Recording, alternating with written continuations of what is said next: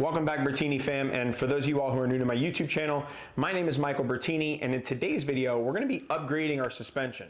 Now, as you can see here next to me, I chose to go with Legend suspension for this build.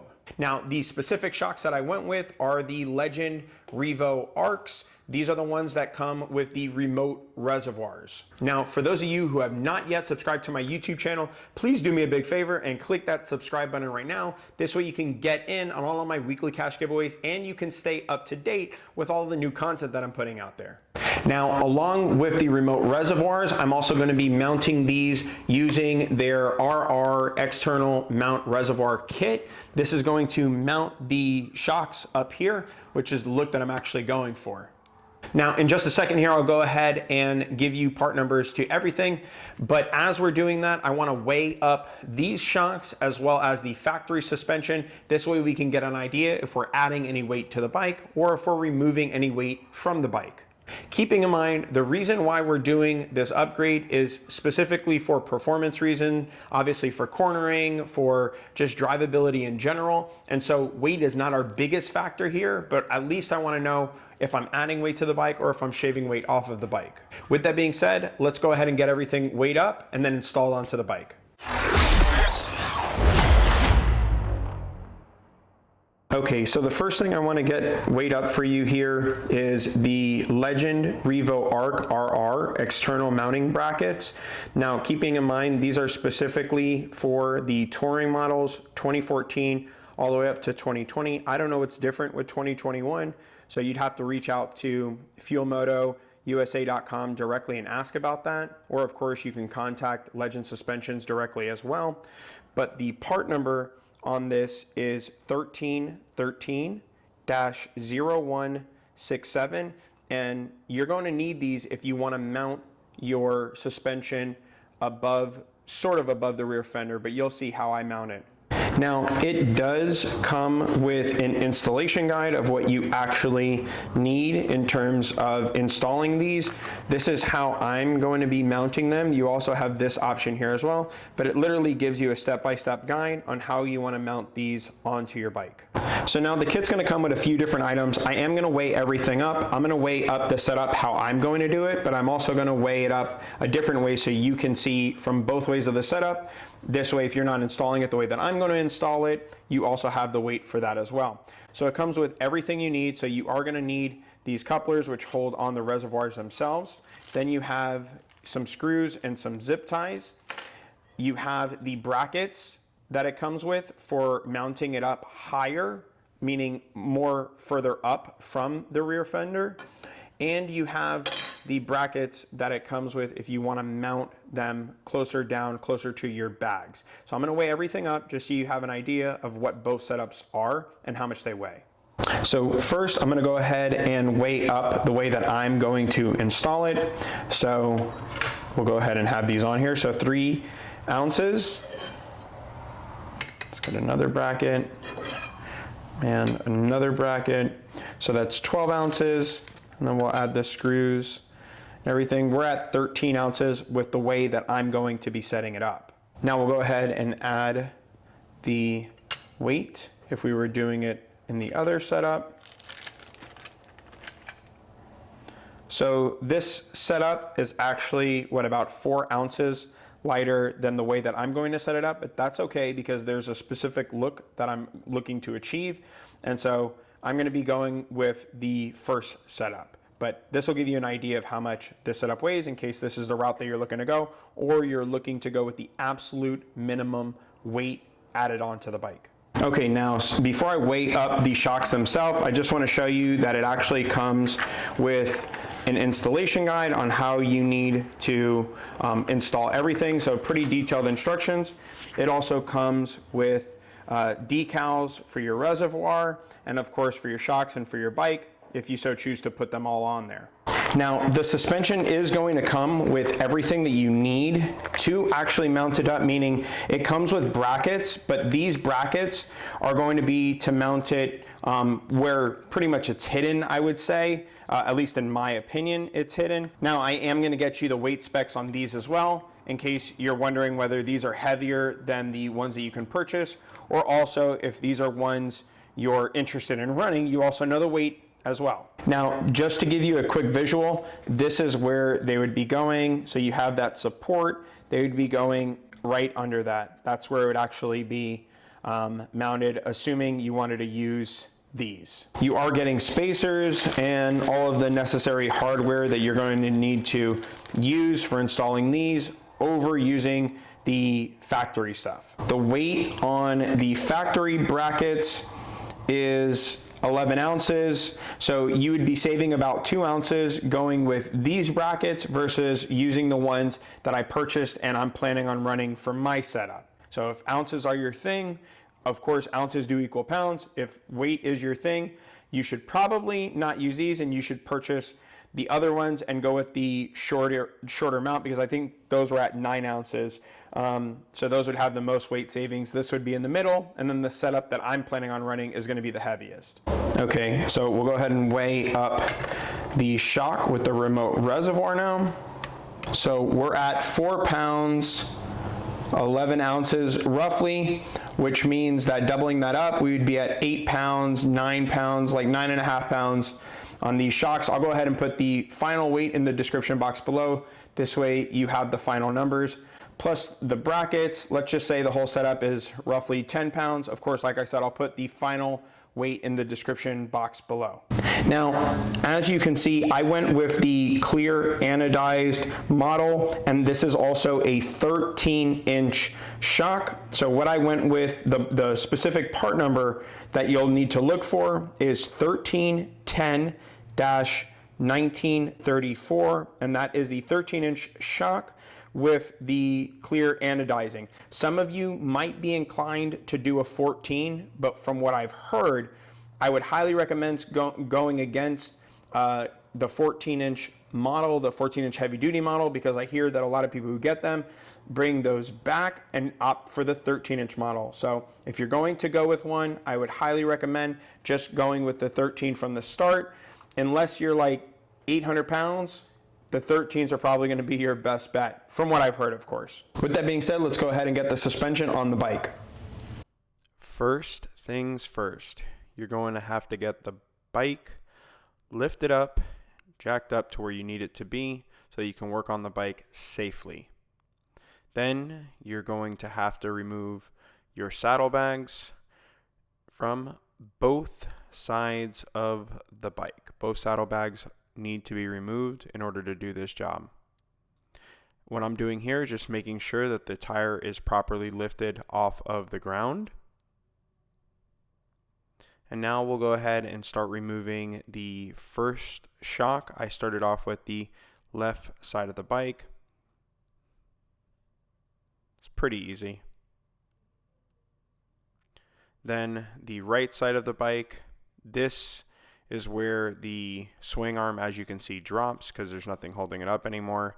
This one was a little bit harder to remove for some reason than the left side of the bike, but it's all good. It still came out pretty quickly. Then if you have these brackets here, you're going to go ahead and remove these screws. I mean, you're going to remove the screws regardless, but I have the brackets here. And sorry about the bolt not being in frame for that quick second. It happens. Make sure this tab, by the way, is facing outward. It should not go in any other orientation. It needs to face outward. As you see, I'm installing it here. It faces outward. Now, I do put a little bit of blue Loctite on these screws. It's up to you whether you want to or not. The directions do not call for it. But I went ahead and did it anyways because it doesn't hurt. And then just make sure you get everything tightened down properly to torque spec. And then go ahead and do the same thing on the other side. Go ahead and remove those screws, and like I said, just add a little bit of blue Loctite. It's not going to hurt. I just wouldn't douse it in it, of course. And then, of course, just torque everything down to proper spec. Now here, when you're installing these couplers, do not face them down this way. Even though they won't install this way, I'm just forewarning, they do go up like how I have them oriented here. And then once again, a little bit of blue Loctite on these. Never hurt nobody. And so I'd recommend doing that. Now for this, you want to use the fat spacer. This one is the one that goes on the inside, so towards the side that touches the frame. The thin spacer is what goes on the outside of the suspension, on the outside of the shock, which you'll see here in a second. You do not want to use the factory OEM washers. You want to use the supplied washers from Legend Suspension. And then just go ahead and tighten everything down by hand first. Then run the rear reservoir, or I should say the reservoir, into the coupler. And then go ahead and just bolt everything in. I wouldn't tighten down the rear coupler where you put the reservoir in just yet. Get these things tightened down first and then torque to spec. The torque spec is 40 foot-pounds. So again, that is 40 foot-pounds is what you're going to be using to tighten these down to proper spec. Do not over torque these people. And then now you can put the clamp onto the hose to where you're going to mount this hose to. Remember, make sure there isn't any kinks and make sure that the line, everything's free of the line. Again, use a small washer on the outside, the thinner washer, and then the thicker washer is what's going on the inside, and that's going to be what goes into that hole. That's what she said. Just kidding. No, I'm not. Here, I measured out 1 1/4 inch, and the reason I did that is for my sissy bar. So if you all have one of those, you can see the clearance here. You are going to need to make sure you have that 1.25 inch in order to avoid any hitting of the sissy bar. And of course, repeat the same thing on the other side of the bike, the right side of the bike. If you can see here how I have it zip tied, everything came out super clean and nice. I'm really happy with the way that the installation was. Really nice. It looks like 2 nitrous cans. At least that's what my wife says. Of course, she's being a funny person by saying that, but they don't really look like 2 nitrous cans, but they look really nice. I think that Legend Suspension did a kick-ass job producing a high-quality product that looks really, really good, and I think works really well with the other components that are on the bike. Man, that carbon fiber also looks really good. Shout out to Hoffman Designs on that carbon fiber. And then, yeah, just go ahead and get the bags back on. Of course, make sure that you have proper fitment of the bags. If it's not clearing the line, of course, you need to make some adjustments. You could see in my video how mine was.